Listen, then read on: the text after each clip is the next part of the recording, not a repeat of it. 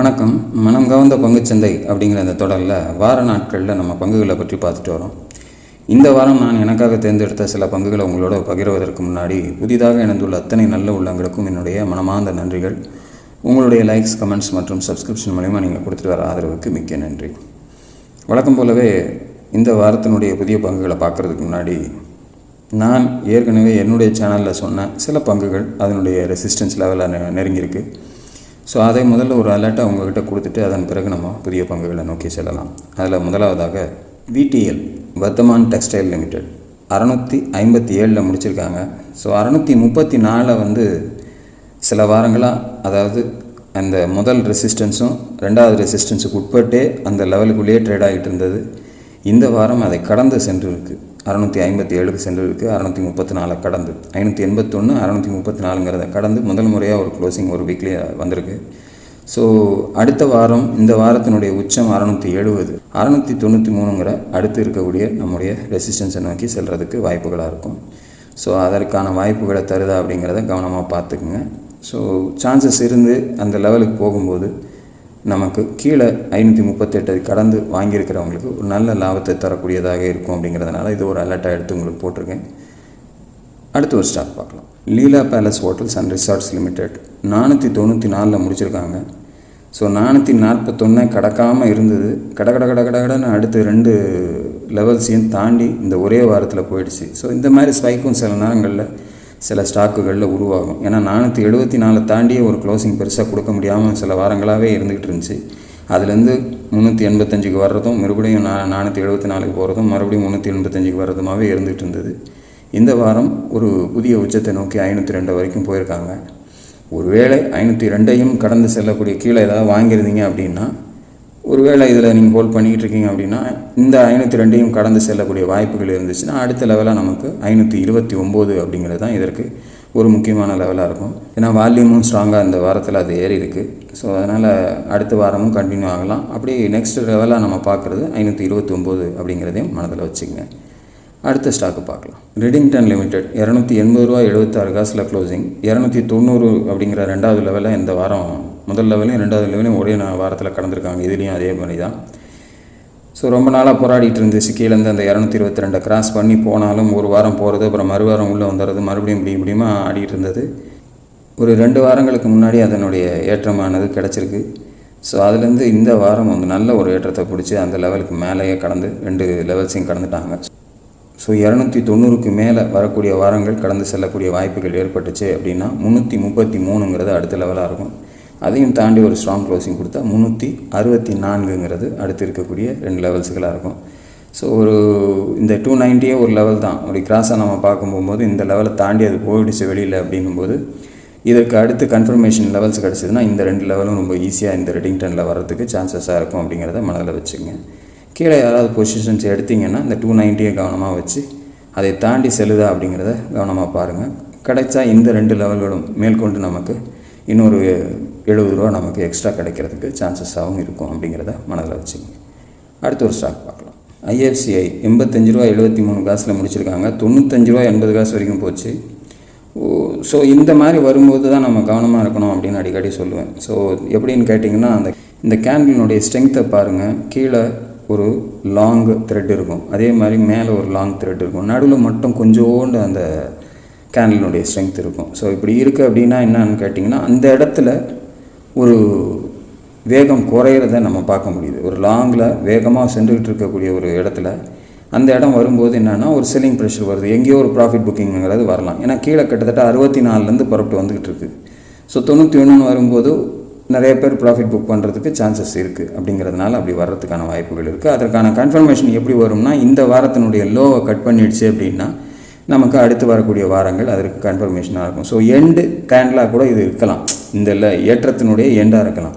அது மறுபடியும் கீழே 71 சப்போர்ட் எடுத்து கூட மறுபடியும் மேலே போகலாம். பட் இப்போதைக்கு இந்த இடத்துல ஒரு ப்ராஃபிட் புக்கிங் ப்ளேஸாக கூட இது கன்வெர்ட் ஆகிறதுக்கு சான்சஸ் இருக்கும். ஸோ கவனமாக பாருங்கள். அடுத்து வரக்கூடிய வாரங்களில் 91 தாண்டாமல் கீழே 80 உடச்சிக்கிறக்கூடிய சந்தர்ப்பம் ஏற்பட்டுச்சுன்னா உங்களுக்கு திருப்திகரமான ப்ராஃபிட் இருக்குன்னா வரக்கூடிய ஓப்பனிங்கில் கூட நம்ம இதிலேருந்து எக்ஸிட் பண்ணிவிட்டு மறுபடியும் நல்ல ஒரு சந்தர்ப்பம் கிடைக்கும்போது நம்ம பார்க்கலாம். பட் திங்கட்கிழமை அது எப்படி ஓப்பன் ஆகுங்கிறத கவனமாக பாருங்கள். ஒரு சரியான இடத்துல நம்ம ப்ராஃபிட் புக் பண்ணிக்கிறது இந்த இடத்துலன்றதை நம்ம கவனப்படுத்திக்கிட்டு டக்குன்னு வெளியில் வந்துடுறது நல்லது. நம்முடைய வருமானத்தை தக்க வச்சுக்கிறது ரொம்ப முக்கியம் அப்படிங்கிறத கவனத்தில் வச்சுக்கோங்க. அடுத்து ஒரு ஸ்டாக் பார்க்கலாம். HFCL 209 ரூபா 61 காசில் முடிச்சிருக்காங்க. ஏற்கனவே 201 கடக்கிற சுச்சுவேஷன். இப்போ நம்ம முதல்ல பார்த்த ஸ்டாக்கில் இதே மாதிரி ஒரு கேண்டில் வந்தது பாருங்கள். இதில் ஒரு 2 வாரங்களுக்கு முன்னாடி அந்த மாதிரியான ஒரு கேண்டில் கொடுத்துருக்கு பார்த்தீங்களா. கொடுத்துட்டு மறுபடியும் அதற்கு கீழே வந்து அந்த 170 கிட்ட வரும்போது நமக்கு அந்த இடத்துல ஒரு சப்போர்ட் எடுத்துருக்கு. ஸோ கீழே வந்து அந்த இடத்துல சப்போர்ட் எடுத்து அந்த இடத்துல ஒரு ஃப்ரெஷ் பையிங் வருது பாருங்கள். ஸோ கீழே 170 கீழே க்ளோசிங் போகாமல் ஸ்ட்ராங்காக கொண்டாந்து நிறுத்திட்டான். ஸோ இப்போ இந்த 170க்கு மேலே நிறுத்தினதுனால என்ன ஆகிடுச்சுன்னா திருப்பியும் மேலே போகிறதுக்கு அடுத்த ஒரு வால்யூம் இதில் ஸ்ட்ராங்காக வருது அப்படிங்கிறது நமக்கு தெரியுது. அதற்கு தகுந்தாற் போல் இந்த வாரம் மார்க்கெட்டும் கொஞ்சம் மேலே போனது. இதுக்கு ஒரு எக்ஸ்ட்ரா சப்போர்ட் ஆகி போச்சு. இந்த வாரத்தினுடைய கேண்டில் பாருங்கள், கீழேயும் சரி மேலேயும் சரி ஓப்பன் அண்ட் லோ பார்த்தீங்கன்னா 180 ரூபா 45 காசு, 180 ரூபா 45 காசு. ஹைன்னு பார்த்தீங்கன்னா 209 ரூபா 61 காசு, 209 ரூபா 61 காசு, இப்படி முடிஞ்சிருக்கு. ஸோ அப்படி என்னன்னா இதில் ஒரு த்ரெட்டே இல்லை பாருங்கள், கீழேயும் மேலேயும் ஃபுல்லாக கேண்டில் இருக்குது. என்னன்னா அவ்வளவும் வால்யூம் பையர்ஸ், ஒரு ஃப்ரெஷ் பையிங் அதில் இருக்கிறத நம்ம பார்க்க முடியுது. இதனுடைய கண்டினியூட்டி இந்த 209 to 61க்கையும் தாண்டி போகக்கூடிய சந்தர்ப்பங்கள் இருந்துச்சு அப்படின்னா அடுத்த லெவலாக 239 அப்படிங்கிறது வாய்ப்பாக இருக்கும்.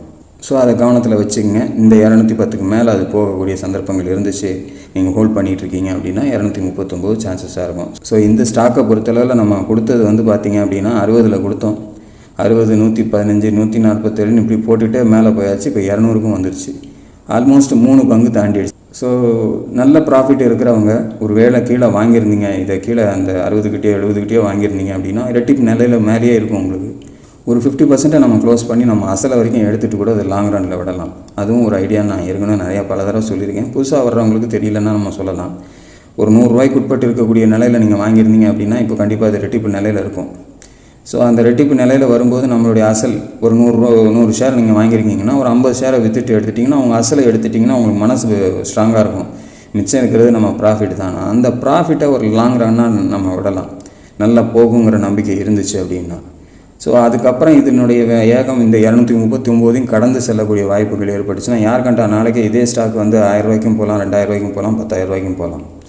நல்ல கம்பெனியாக இருந்து இதனுடைய அடுத்த செயல்பாடுகள் சிறப்பாக இருந்துச்சு, ஃபண்டமெண்டல் இருந்துச்சுன்னா நமக்கு தாராளமாக போகும். ஸோ அந்த தொகையை நம்ம வேறு ஒரு ஸ்டாக்கில் ஷிஃப்ட் பண்ணுறதை விட இதிலேயே நம்ம ஒரு அந்த ப்ராஃபிட்டை ரன் பண்ண விடும்போது நம்ம சிரமப்படாமலே அதை வளர்த்துக்கிட்டு போகிறதுக்கு வாய்ப்புகளாக இருக்கும் அப்படிங்கிறத என்னுடைய ஐடியாஸ். அந்த மாதிரி நான் சில பங்குகளில் பண்ணியிருக்கேன்.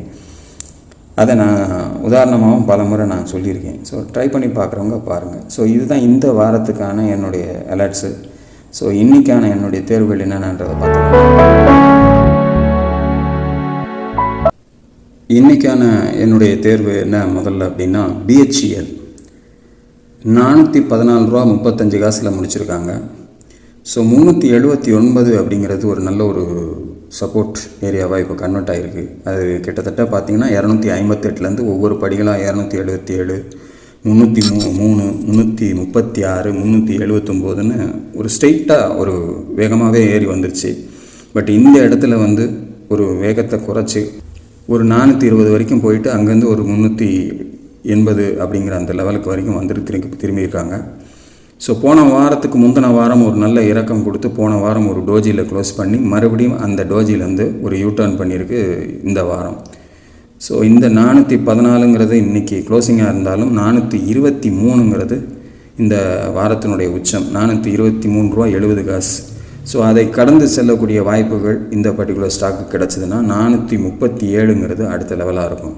கீழே கொடுத்துருக்கக்கூடிய அத்தனை லெவல்ஸுகளுமே வந்து நம்ம ஏற்கனவே கொடுத்த லெவல்ஸுகள், அடுத்தடுத்து கொடுத்த லெவல்ஸுகள் இப்போ அதையும் தாண்டி சென்றுக்கிட்டு இருக்கிறதுனால ஃப்ரெஷ் லெவலாக இப்போ இந்த 437ங்கிறத நான் கொடுத்துருக்கேன். அது ஒரு இன்ட்ரீம் லெவல் தான் வைங்களேன். அதையும் தாண்டி கடந்து செல்லக்கூடிய வாய்ப்பு ஏற்பட்டுச்சுன்னா 495 அப்படிங்கிறது ரெண்டாவது லெவலாக இருக்கும். அதையும் கடந்து ஸ்ட்ராங்காக க்ளோசிங் கொடுத்தாங்க அப்படின்னா 594 அப்படிங்கிறது மூன்றாவது லெவலாக நமக்கு வரக்கூடிய சான்சஸ் இருக்குது. ஸோ 437, 495, 594 இந்த 3 லெவல்களும் இந்த இடத்துலேருந்து கொஞ்சம் ஸ்ட்ராங்காக போக ஆரம்பிக்கக்கூடிய சந்தர்ப்பங்கள் கிடைச்சா நமக்கு வாய்ப்புகளாக இருக்கும். கீழே 379 ஒரு ஸ்ட்ராங்கான சப்போர்ட். அதை பேசிக்காக அந்த இடத்துலேருந்து கட் பண்ணி கீழே வந்துருச்சுன்னா வெயிட் பண்ணி கீழே எந்த சப்போர்ட்டில் வந்து சப்போர்ட் எடுக்குதோ அதன் பிறகு இதில் நம்ம புதிய முயற்சிகளில் ஈடுபடுறது நல்லது. மற்றபடி இங்கே நமக்கு உச்சத்தை தாண்டி செல்லக்கூடிய வாய்ப்புகள் கிடைச்சா மட்டும் இந்த 3 லெவல்களையும் நமக்கு மேலே வந்து ரெசிஸ்டன்ஸாக வச்சு நம்ம இதில் இறங்கலாம். ஸோ பேசிக்காக அந்த ஒரு ஐடியாவில் தான் இதை நான் செலக்ட் பண்ணது. ஸோ நீங்களும் ஆராய்ந்து பாருங்கள். உங்களுக்கு திருப்திகரமாக இருந்தால் மட்டும் உங்களுடைய முதலீட்டை இதில் கொண்டு போங்க. அடுத்து ஒரு ஸ்டாக் பார்க்கலாமா? இரண்டாவதாக பார்க்கக்கூடிய ஸ்டாக் வந்து ஆதித்யா பிர்லா கேபிட்டல் லிமிடெட். 375 ரூபா 90 காசில் முடிச்சிருக்காங்க. ஸோ இந்த 363ங்கிறது பல முறை தடுக்கப்பட்டு அதை தாண்டி மேலே சென்றாலும் கூட க்ளோசிங் அதற்கு மேலே வலிமையாக வைக்காமல் கீழே கொண்டு வந்தெல்லாம் க்ளோஸ் பண்ணியிருக்காங்க. ஸோ அதுலேருந்து ஒரு கீழே இறக்கத்தை கொடுத்து 308 கீழெல்லாம் போயிட்டு மறுபடியும் திரும்பி வந்து தான் இந்த 363க்கு நிறுத்தியிருக்காங்க. அப்படியும் கடந்த ஒரு 6 வாரங்களாக பார்த்திங்கன்னா அந்த இடத்த டச் பண்ணிச்ச ஒழிய தாண்ட முடியல. இந்த வாரம் ஓப்பனிங்கே 363க்கு மேலே ஓப்பன் ஆகிருக்கு. கேப் அப் ஓப்பனாக தான் இருக்குது. ஸோ அதை தாண்டி தான் ஓப்பன் ஆகிருக்கு. க்ளோசிங் 375.90 க்ளோசிங் கொடுத்துருக்காங்க. ஹை கிட்டத்தட்ட 377 வரைக்கும் போயிருக்கு. ஸோ நியர் டு த ஹையில் இருக்கக்கூடிய இந்த சுச்சுவேஷனில் இந்த 377 தாண்டி இது மூவ் பண்ணக்கூடிய சந்தர்ப்பங்கள் ஏற்பட்டுச்சு அப்படின்னா முதல் லெவலாக 392 அப்படிங்கிறது முதல் லெவலாக நமக்கு கிடைக்க வாய்ப்புகள் இருக்குது. அதையும் தாண்டி ஒரு ஸ்ட்ராங் க்ளோசிங் கொடுத்தா 421ங்கிறது ரெண்டாவது லெவலாக இருக்கும். அதையும் தாண்டி ஒரு ஸ்ட்ராங் க்ளோசிங் கொடுத்தா 454 அப்படிங்கிறது மூன்றாவது லெவலாக இதில் கிடைக்கிறதுக்கு வாய்ப்புகளாக இருக்கும். அப்படிங்கிறதுனால இதை தேர்ந்தெடுத்திருக்கேன்.